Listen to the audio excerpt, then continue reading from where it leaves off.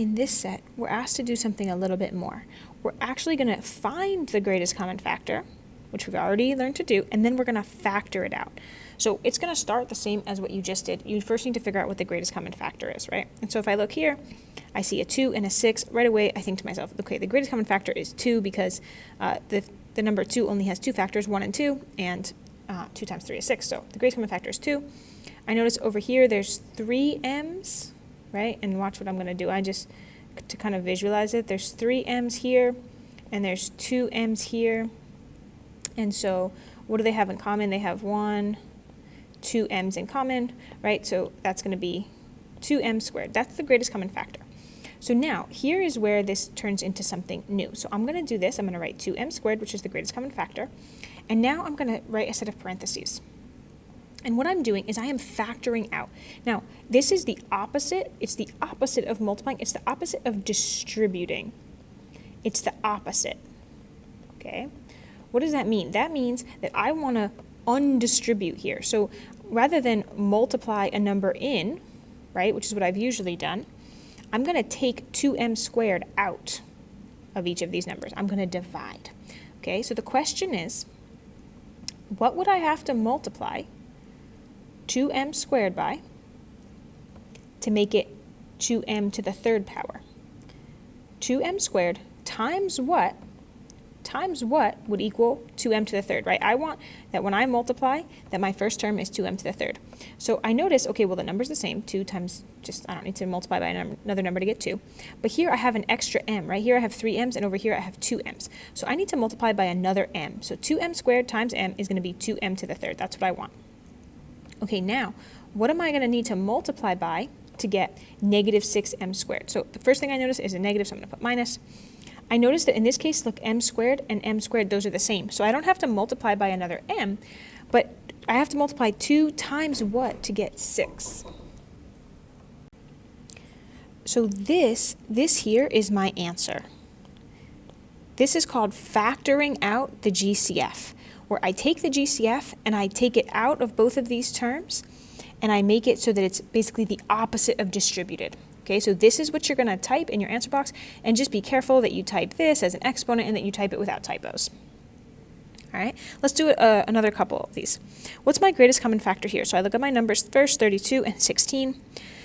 This one's tricky because hopefully you don't have to end up listing all the factors out, right? Because you could, 32 is a lot, right? 1 times 32. You think, okay, is it even? Oh yeah, it multiplies by 2 times 16. And right away when you see that 16, a little red flag should go up and you should say, oh, 16, look, there it is. That's the greatest common factor because 16 times 1 is 16, right? So right away the greatest common factor of the number is 16. And I go to look at the variables, the h, and I see, oh, well, there's no h's right here. So there's no variable that's a common factor because there's no variable over on the right side. So the greatest common factor is 16. So I'm going to take my 16. I'm going to set it up outside my parentheses. And so my first question is 16 times what? 16 times what will equal 32h to the fourth? So let's deal with the number first. 16 times what is 32? 16 times 2 is 32. And now I have to somehow make this, when I multiply it, have h to the fourth. Well, there's no h's right now. There's no h's over here, so I'm going to have to multiply it by all 4 h's. Okay, and then my next number is 16. So I'm going to have to put a number right here that if I multiply 16 times that, I get 16. Well, 16 times what is 16? Well, just 1, right? So this over here just ends up being a 1. And it's a positive 16, right? This is already a positive 16, so it's just plus 1. Okay, so in this case, I have 16, parentheses, 2h to the fourth plus 1. And again, make sure you just type things carefully as you get your answers.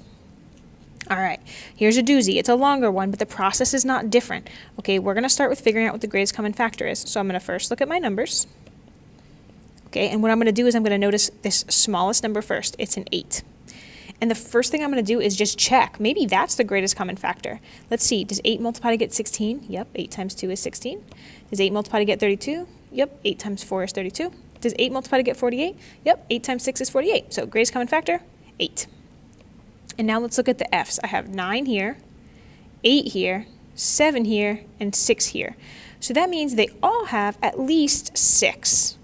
So my greatest common factor is 8f to the 6th power, okay? Is it maybe a little bit intimidating that this number is that it's a pretty big number and a bunch of variables? Yeah, but it doesn't actually change the process here. Okay, I'm just going to make sure to be super organized here so that I don't make a mistake.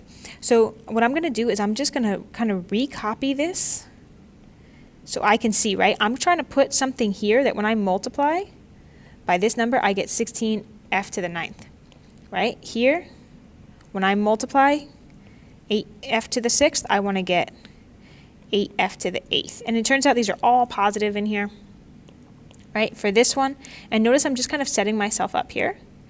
This is something I'm not necessarily expecting that you do, but I want you to be able to see visually kind of my thought process here.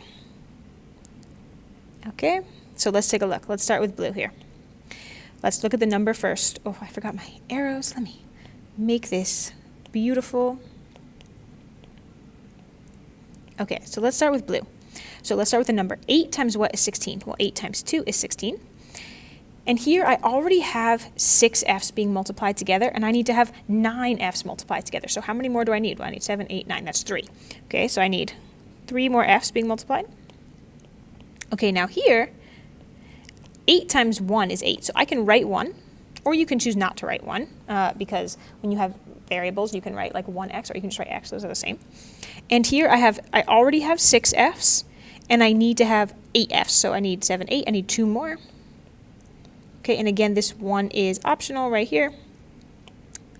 Okay, let's look at the next term. 8 times what is 32? 8 times 4 is 32. And here I already have 6 f's. I need 7 f's. So I need 1 more f. And then lastly, and notice here I just happen to have all positive numbers, right? Like let's say this was a negative 32, then it would be a negative 4f. Okay, so then my last one, 8 times what is 48? Well, 8 times 6 is 48. And I have 6 f's here, and there's 6 f's here, so I don't need to multiply any more f's. My answer is perfect, and I am ready to carefully type this in with no mistakes.